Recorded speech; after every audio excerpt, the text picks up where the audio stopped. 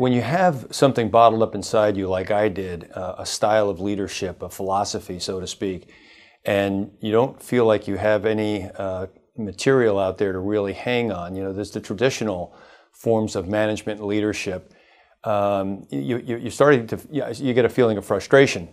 And when I came upon the People First program, I read the book and I came upon the program, I realized that the People First process and the People First program really gave us a new language to speak around MiTek, specifically the pyramid of people power, where you talk about the 5 most important words in the English language are, I am proud of you. And it goes on from there. I believe in you. I need you. Thank you. And yes, you expect success. So we speak that language around MiTek. We call our employees purpose partners. And we all have a common purpose. We're partners in that.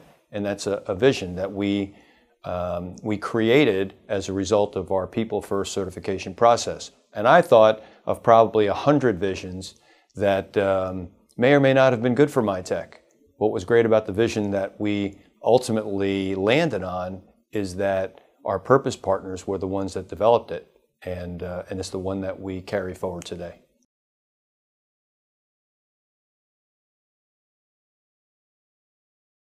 The People First training really gave everybody a little insight into what I believe is the right leadership style for all of the leaders at MiTek, starting with me.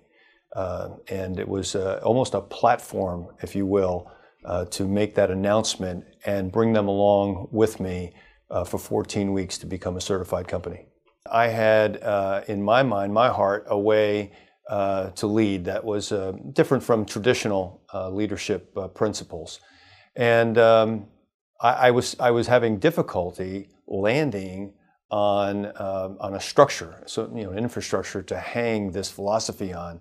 And then Jack Lanham gave me the book People First. I read it, and it just it grew from there because it was there.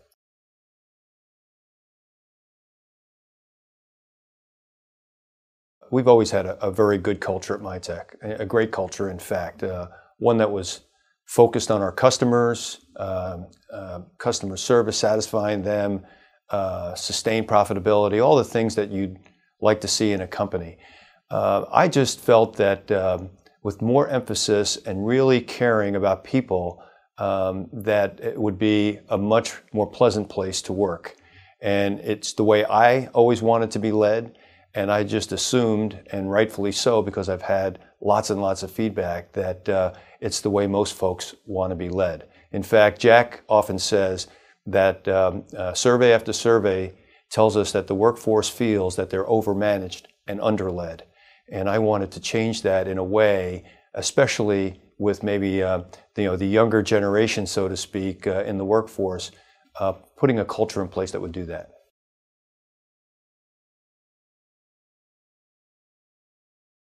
Leaders that embark on things like this are always looking for the ROI, the return on investment. And I can't think of anything more important to invest in than our people. A colleague in town and I were talking one day, and I was sharing with him that nothing frustrates me more than a leader who says, our people are our greatest asset, and then they don't walk the talk. They don't demonstrate that. So number one, it just makes people feel better about themselves. And I just firmly believe that they go home feeling better about themselves at night. They feel better about themselves when they walk in the door in the morning. And people that have less stress and more joy in their lives typically are more productive. There are study after study about that. How do you quantify that? Not easy to do, quite frankly. And if you go into a program like this or a culture shift like this, and you're doing it for the purpose of getting more out of your people will find you out. People, you can't fake sincerity. People will figure that out. They do not want to be manipulated. Actually, people don't even want to be motivated. They want to be inspired. And that's what makes them get up in the morning and say, I get to go to MiTek today, instead of, oh, I got to go to MiTek today. So that's what we're striving for, and we just believe it's better for them, and it does translate into some tangible things, lower turnover of people. We know how costly it is to recruit, hire, and retain. It's easier to just retain and have people staying here because they opt in, not because they feel like they're trapped.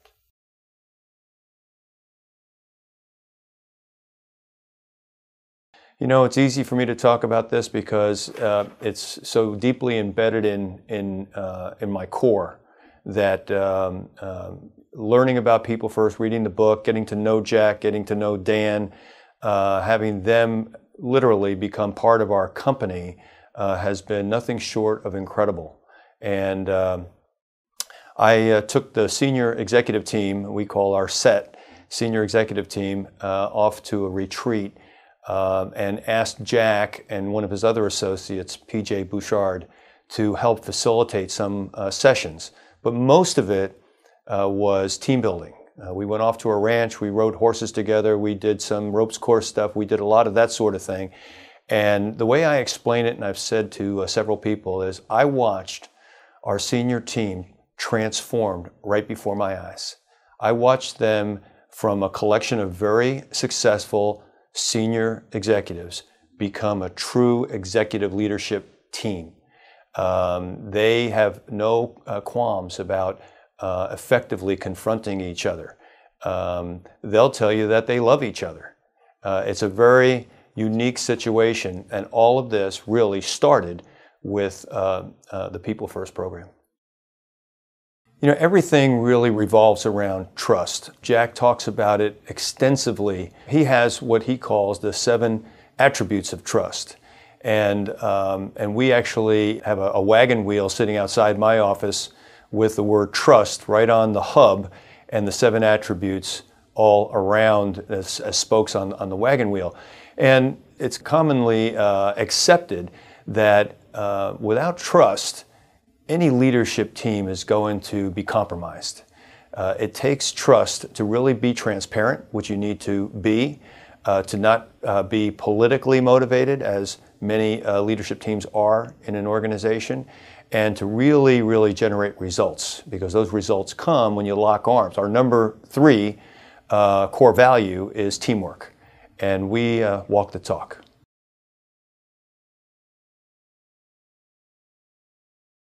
One of the things that Jack and I started talking about, and Jack layers things, so you know you can't get the whole thing day one. So the first thing was really embedding people first as a culture, and a lot of companies call it different things. Focus on people, people-centric. There's a lot of different things. The brand, the trademark for Jack is people first. And once we got through that, Jack started sort of peeling the onion back a little bit more and started talking to me about key business imperatives, KBIs.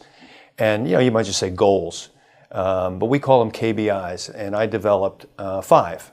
And I don't think that you really can focus on very many more than 3 to 5. And we have, as an enterprise, 5. So my 5 KBIs became the KBIs of the enterprise.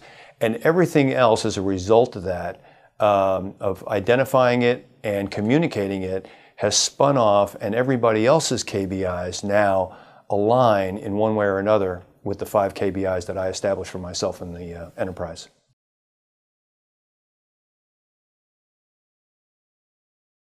You know, I would absolutely recommend People First to anybody, and I have, in fact. Every opportunity I get, I talk about Jack Lanham and the relationship that I was able to develop with Jack. But more than that, his team. Jack doesn't do any of the People First training for our company. His master trainer, Dan Phillips, started with us in January of 2012. And to this day, Dan is still the trainer for all the People First classes that we hold. And we hold 7 or 8 of those on average a year all over the country. And we now have we've co-developed with Jack and his team, Dan being an integral part of that, a 2-day class. So it doesn't have to take 14 weeks to get through the entire leadership program. And in fact, we always say Dan is the brand. because he's the one that actually comes and does the training. Everybody who's been People First trained at MiTek has been trained by Dan, one of Jack's guys. So, Jack is the face of the organization. There's no question about that.